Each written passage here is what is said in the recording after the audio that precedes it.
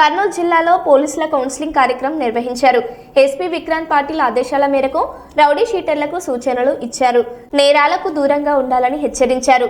చట్టవిరుద్ధ కార్యకలాపాల్లో పాల్గొంటే కఠిన చర్యలు తీసుకుంటామని స్పష్టం చేశారు. శాంతి భద్రతల కోసం ఈ చర్యలు చేపట్టారు.